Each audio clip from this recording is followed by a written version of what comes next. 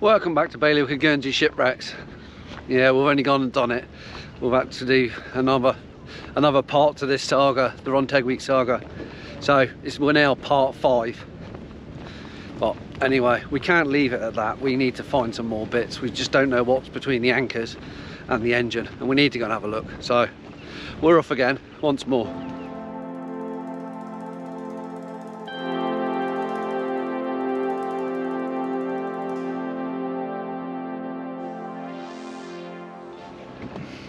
Right, we're back out again. We're going to summarise one more time and we're going to have a little look. So we're still interested in the boiler, but there's so many other things to see between the anchors and that winch and the fair lead that Jen found.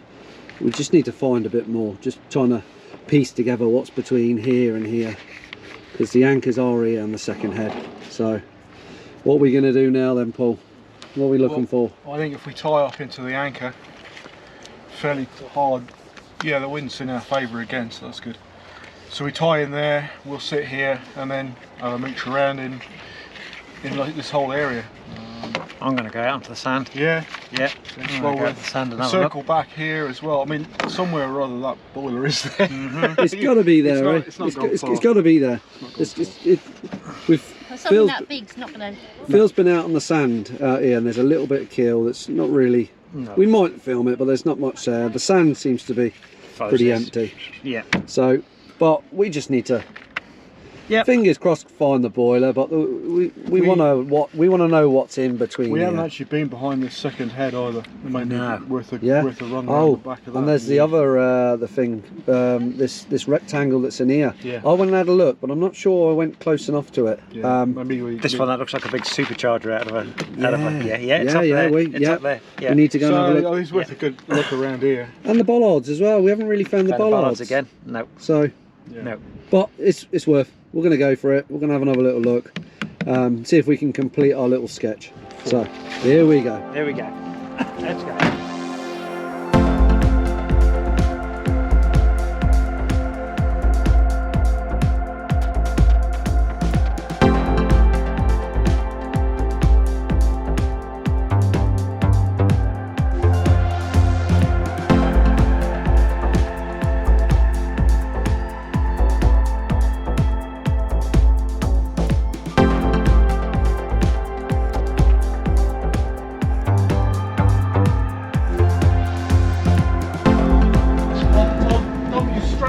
Anchor, Phil. Okie dokie. You taking it? Okie dokie. He takes the other end, yeah. Yeah, I know. It's there, ready to go out. That's me a windscreen. Just showing herself today. Just about, that's the second head. The first head's just over there, just showing itself. The third head is just there. We're all based around this head today. A couple of hefty big tugs not tied in. Yeah. Tying into the anchor as planned.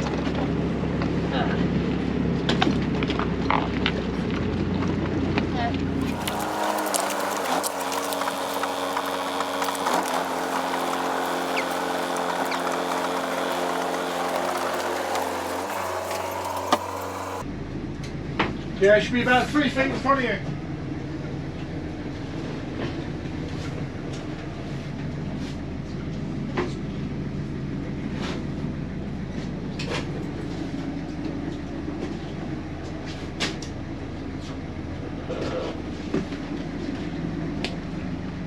Here we go again. Let's see what else we can fathom out.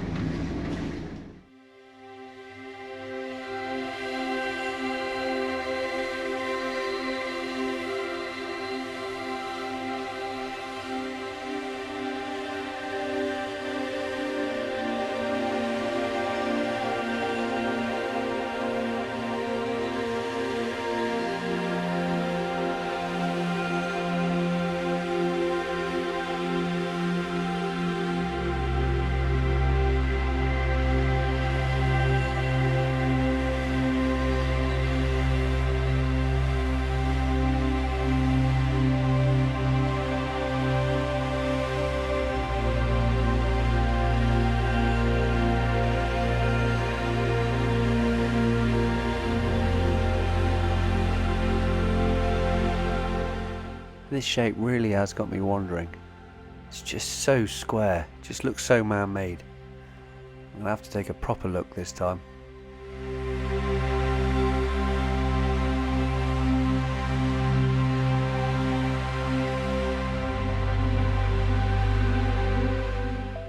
This thing just looks so much like a boiler. Well, in my opinion anyway.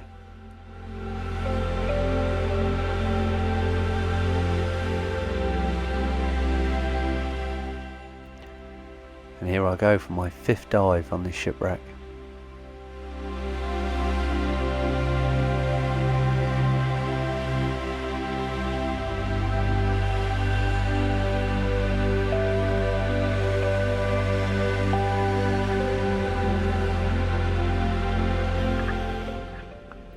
The anchors are looking nice and pronounced now they've had a haircut. Now we're on to the winches at the front.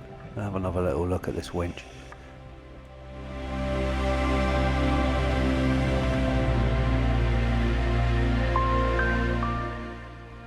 I'm now quickly making my way around the northern side of head number 2. I need to check out this shape. I just need to, for my own sake, rule out that it is actually the boiler.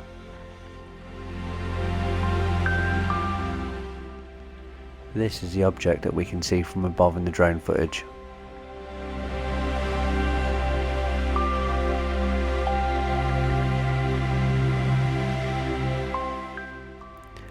It's certainly very big.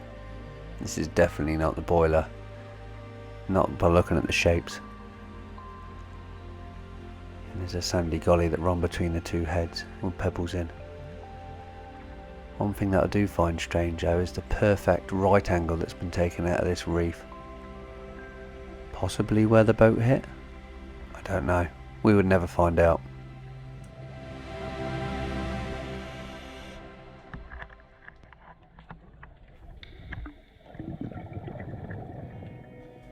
Just want to swim over the top and try and see why it looks so rectangular or square from the sky. You can't really tell. Doesn't look very rectangular from down here. Oh well, I'm going to swim back to the anchors now.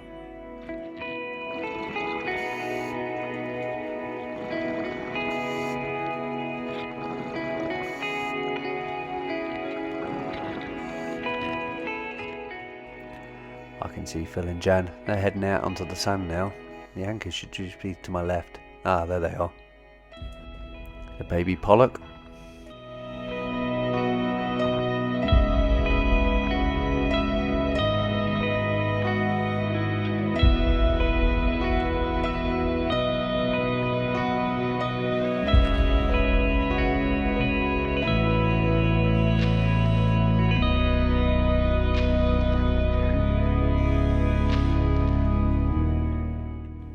Here we are, back to the winches.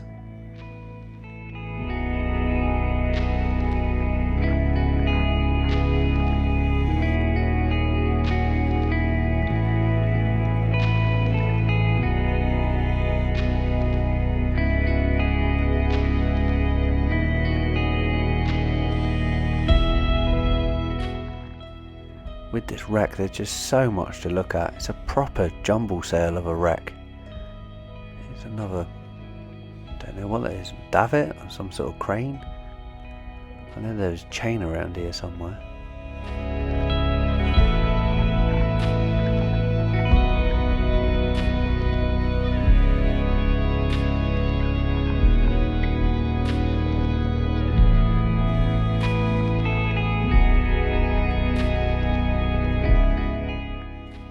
Here's the chain.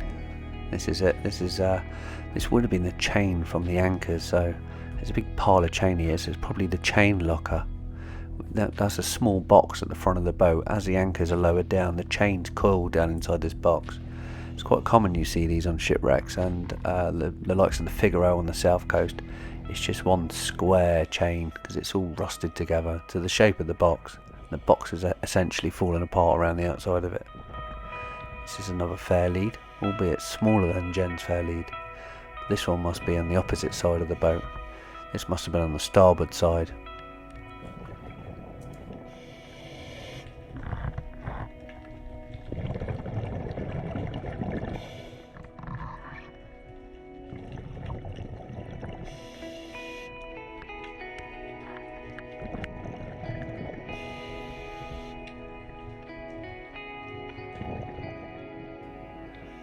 quite sure what this is, but it certainly looks like it used to have chain running through it.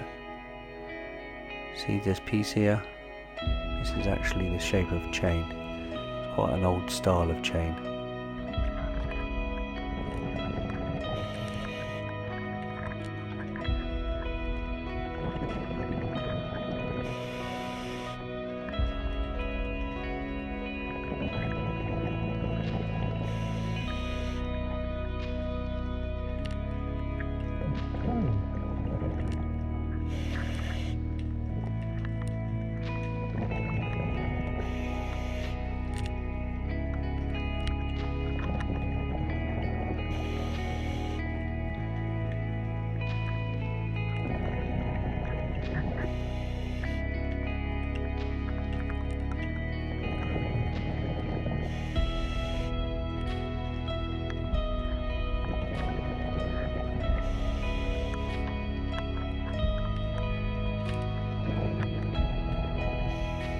Doesn't matter how much seaweed I pull off of it, I still can't recognise anything. This really is mangled plates. This is years of heavy sea smashing down on it, pretty much ripping it apart. It is a shredded wreck.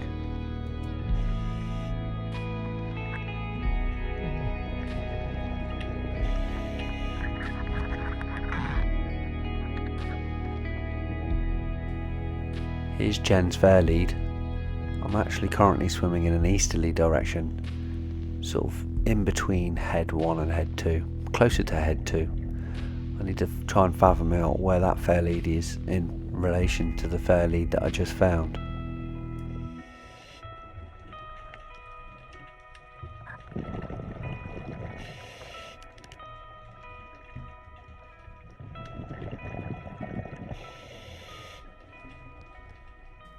Okay, so there's that other fair lead. So it's probably 2.5 meters apart.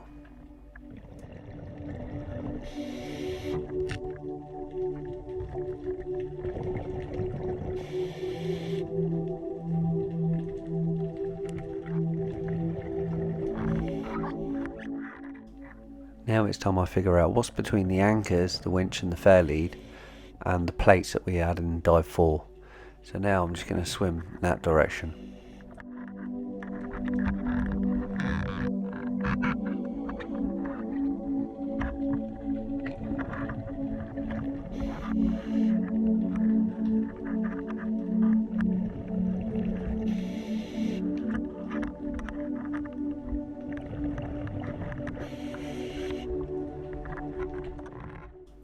There's loads of plates and bars and big bits of angle iron. And they're all smashed down between the reefs. There's a lot of ballan wrasse.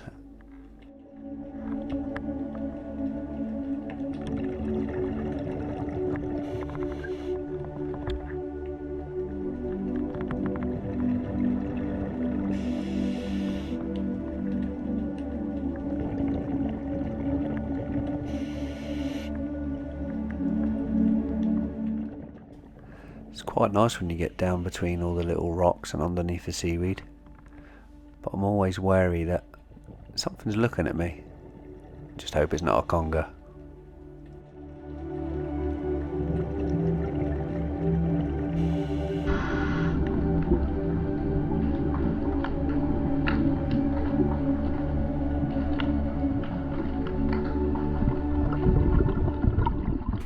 I love these two-spotted gobies.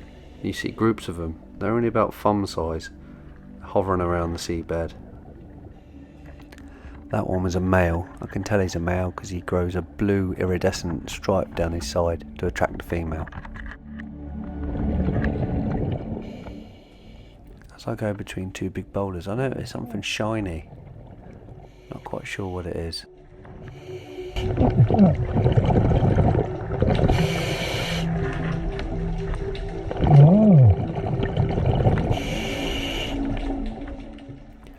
Looks like he used to screw onto something that was cylindrical.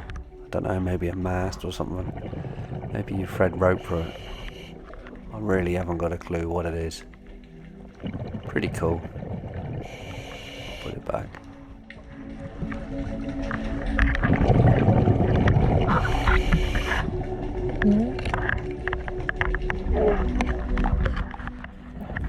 Let's carry on and see if we can find the big plates from dive 4. It can't be that far away. Talking about dive 4, I recognise that item we just seen, and one of the photographs were from Bilbao.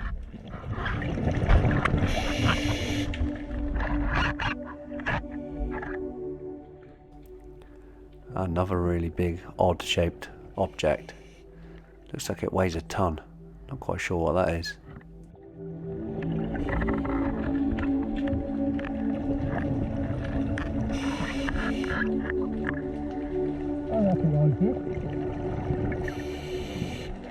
And here we are, the large plates from dive 4. Now I know they're roughly about 6 or 7 metres away from where the anchors are, or where the winch is. So if you remember, Phil tied in on this one and we swam up the length of it. Not sure if it's the deck of a boat or the side of a boat. It's quite hard to figure out what it is, but it's huge. Take a break from exploring for 1 minute and have a look at this article I found. It's obtaining money under false pretenses. Charles Bouillon was accused of having obtained money by representing himself to be one of the shipwreck crew of the Rontegui, which was lost off the north of the island on Tuesday morning. Mr. Henry, Constable of the Vale, declared that yesterday morning, on the complaint of Captain Longley, he had arrested the prisoner. Captain Longley stated that, having heard that the accused had gone to many of his neighbours' houses for the purpose of obtaining money, on the above pretence, though that it was his duty to have him arrested. The prisoner is a sailor on board the Crags belonging to Captain Peake of St. Sampson's. Mr. Thomas Stomar and Mrs. Martell, both neighbours of Captain Longley, stated that the prisoner came to their house and had implored them, with tears in his eyes, to give him money, as he had lost all on board the shipwreck steamer, and had no money wherewith to get back to his wife and family in St. Malo.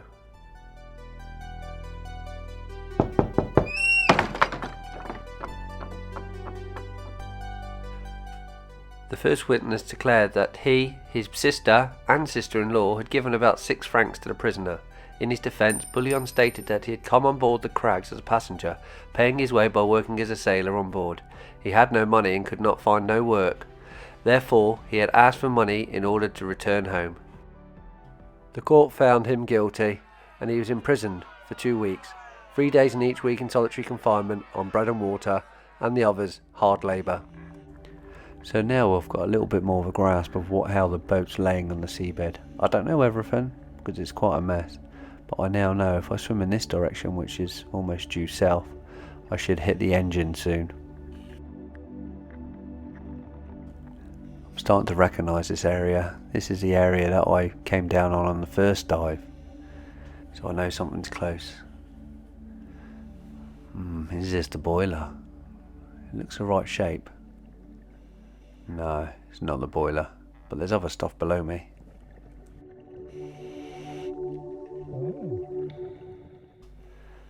Something else that's shiny. It's like a pipe of some sort. Is that a steam pipe? So we must be round about the engine.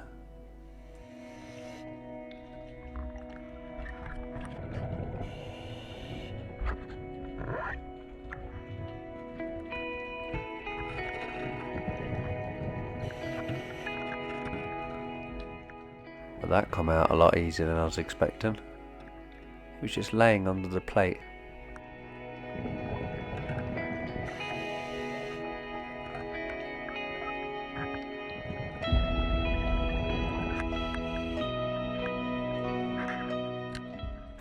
Wonder what this shaft is. It's got something big in the middle of it. Almost like a counterweight of some sort.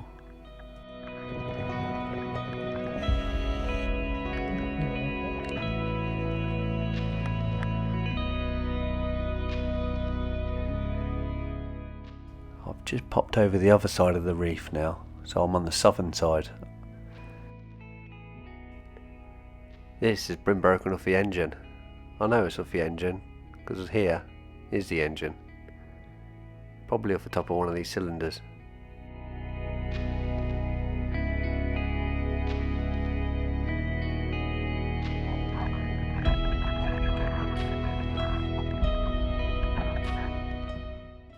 This is the other side of that large thing that looked like the boiler.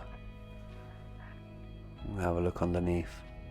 Nah, that's not the boiler, that's just a really weird shaped stone. It's a big one at that, with a small cave underneath.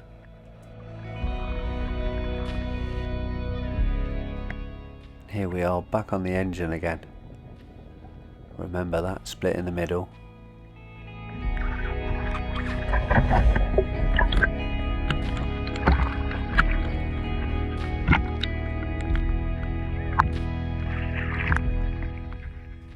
You can just hear Phil calling me over. He's found something.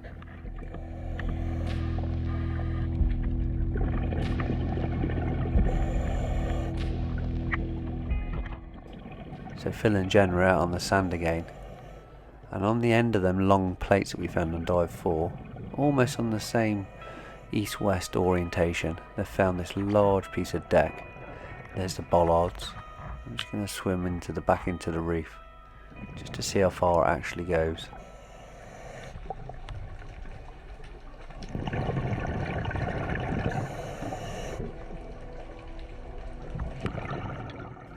Almost stops right up against the reef. Is that another bit of wreckage? Nah, it's just a boulder.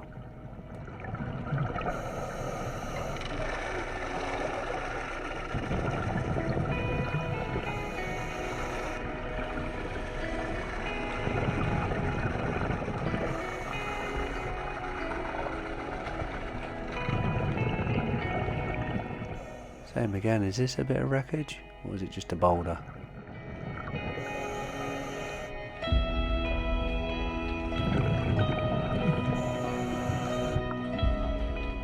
Definitely a boulder.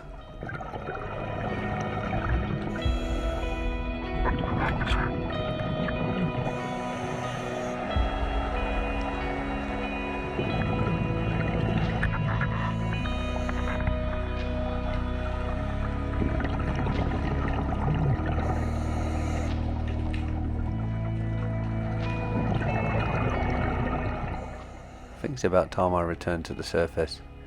Literally on dregs of air now. I've reached my safety margin of 50 bar. I'm going to go back up. I'll hand the camera over to Phil because he wants to go and film some other stuff.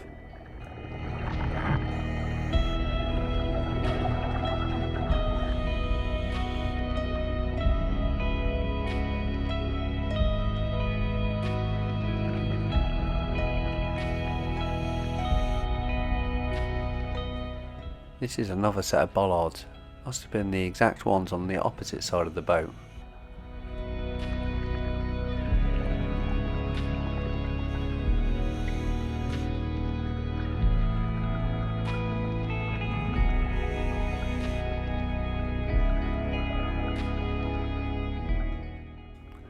They are actually ripped in half.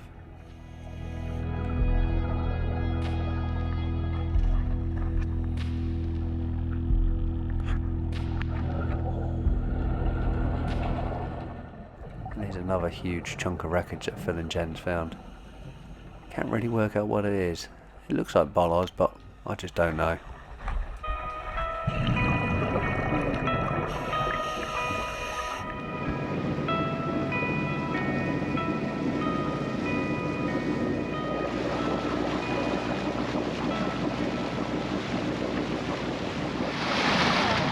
Catch you on the next dive.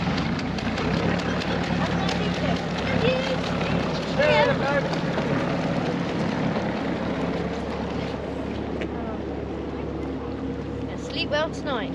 Yeah, 3 dives. definitely sleep well.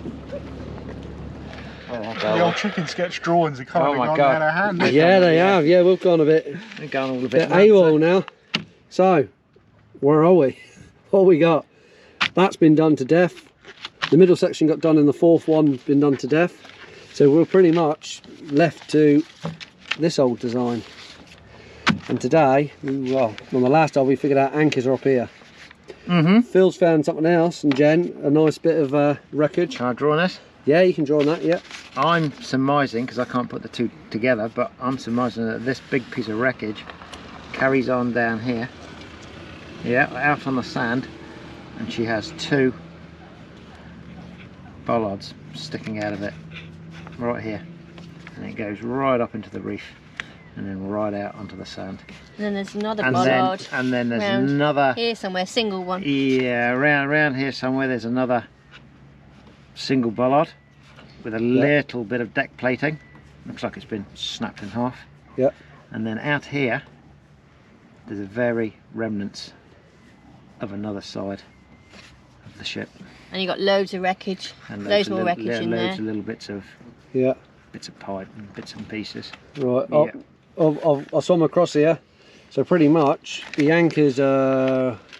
They got to be here somewhere. They're dead west of that second booth. Yeah. So it's a bit... So maybe they're down here somewhere. Eh? Yeah. And you got the big derrick by the anchors, isn't yeah, it? look at the fair lead. We'll nickname that Jen's fair lead. There's another one up here. 2. Yeah. No, I've seen 3 until We've got another chain coming up here. We've got a what looks like a pulley block on here. And just through here, this is big boulders. Where's that big? And there's big plates inside here. You've got that big winch. Yeah, you got the big one. Yeah, that was down here somewhere. It's like a pulley block. And around here, there's actually a spare cylinder by the looks of it. And in here, there's big boulders. But there's pipes and tubes and all sorts on the back of it. There's a long bit with a bit on there. So it's all interesting stuff here, but it's just so smashed up. It's I think you could do another 10 dives on it and you still wouldn't really know. No. But we got to draw a line somewhere, and guess what? I think it's here. The boiler. Where's that boiler? We're not sure. Oh well, that's it now for this year. So thanks, Paul, for taking us out. That's been an adventure. Thank you. Been We're great. going to have to draw a line under this one, so... Well, maybe, unless the weather's good next week. Yeah, I know, maybe a part 6. Never say never, eh? Never say never. Yeah. I've enjoyed myself. What about you, Phil? Yep, it's been a thoroughly good 4 or 5 dives on this one, so fantastic. Great. And Jen's found a few things as well. Yeah. No, I found a few. Today I found particularly, you found so much more. We didn't expect that, so it's good. Yeah, great. Thanks, Paul, for taking your time, taking us out there, using your boat and using your local knowledge of the area, because I wouldn't want it to go right in there. No, a bit scary. Okay then. Anyway, that's enough from me, and I'll catch you on the next tide. Love it. Here's our crude map of what we've seen. This is most of what we've seen on these dives, but we'll add to it if we find anything new on another dive. So, Richard Keane, you found the Rontegui. What made you go out and have a look for it? Well, I just started working with a diver called Dick Tostevin, and he was doing quite a lot of scrap metal work, and so we were looking for steam shipwrecks, and he had some information from fishermen. I went up and researched newspaper cuttings which were in the paper, in the press. We went out, dived, and up, down, all over the place, and I came across the wreck, which was just very weedy, very slimy. What year was and that? I always remember, I was a young whippersnapper diver, so I wasn't 20, so it's late 60s, but no, 70, possibly, probably late 60s, and I can always remember. I come up, found the wreck, and Dick literally sort of picked me out the water so he could get in, and the next thing there was copper pipes flying out the water, and I was sort of the young and naive whippersnapper, and Dick was experienced scrap metal man, and so we worked on the wreck, and right towards the end there was a bit of brass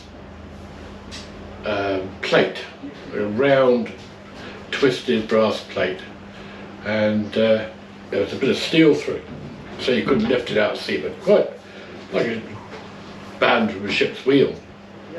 And so I hacksawed through that, or somehow cut it, and got it out, this bit out in 2 bits, and then looking at it, there was an inscription on it, and had the ship's name, Rontegui, and Forger Chantier, I think it was Le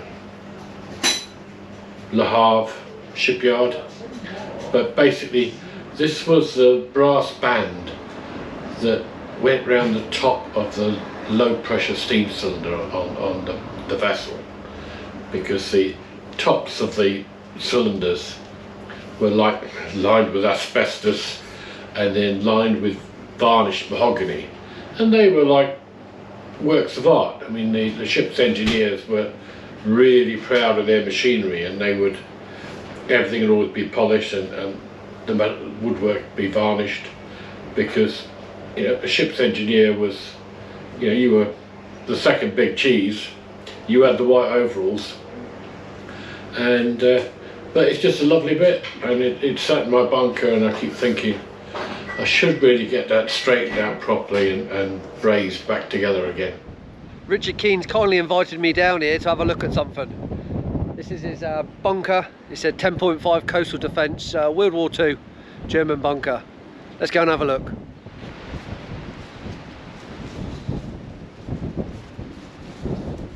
Here we go, in through the door. It's got all sorts in here. Really interesting place. There's a few portholes on the wall there.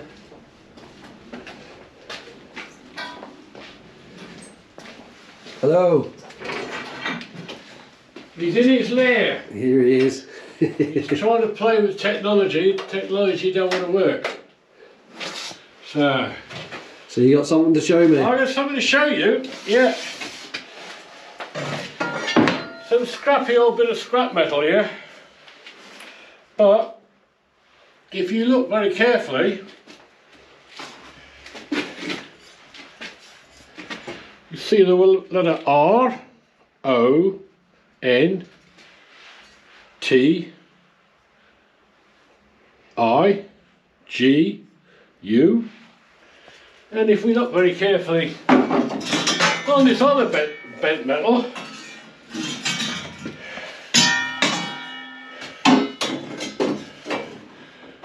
you should find the rest of the word Rontegui. Yeah, and there's also the French maker's name. Yeah, Forget or Chantier. Yeah, the chief engineer's pride and joy. They're very proud of their engines. Yeah, I mean, I think it'd be better if we took it outside, because I think we should do something with it now that you're interested in the wreck. Yep, let's go outside. It's either the engine makers or the engine makers. Yeah, that's the builder. And the shipyard. Yeah, the half. Yeah. So Any date? entry the half 1879. See? Right. And then a bit of brass though, I think. Be nice. Yeah. Almost round. A little bit more straight than I think. Bit of brazing. Yeah. Well, that will look amazing. Yep. Then a lovely bit of scroll work again. Fashion of the era in the 1870s. But we definitely know it's a Rontegui, and she's one of 3 or 4 wrecks on the west coast of Guernsey, all carrying iron ore. And iron ore was very good cargo in a way to carry, but it had terrible problems for navigating, because when you put 500 tons of iron ore in the hold of a ship, it's directly in front of the compass. So many of the accidents to iron ore ships were caused by the compasses being inaccurate. They could leave the harbour, leave the port, correct their compass, but when they say came round Ushant or something like that, they would change course, and as you change course, it would have the magnetic of the cargo would have a different variation, and that's why And what we've got about quite a few iron ore wrecks. Yeah. What about the what was the condition like when you seen it? Was it a ship shape or was No, absolutely smashed to smithereens. Smashed to smithereens. Very shallow water. I mean, literally, when we cut the kelp off, one of the things you do is cut all the weed off the wreck to see where you are, what you're doing. I mean, you could be on the boat on the low water there and look down and see the diver working around and see, some of the lighter bits of the wreck. Yeah. Did you ever find the bell or the anchors or anything like that? No, I mean the bow was almost up against the reef where she is next to. As a scrap man, you never really too bothered about anchors and bows. You're just looking for shiny metal. Yeah. And you know, it was just an ordinary little steamer. What other stuff did you get? So you found the band, which basically tells you it was that wreck. Yeah, just a few copper pipes. Yeah, it was only 8 months old when it went down, so it must have been pristine condition. But bear in mind, it went down in the 1880s, and you were diving in the 1960s. Yeah. Been No, I mean it was just, it's very shallow water, and it's just like a shredded wreck, not recognisable as you know, stern, there's no engine, form. boiler, cargo hold and bow. It's just a lot of twisted metal. Okay. Thanks for that. Thank you for giving me your time.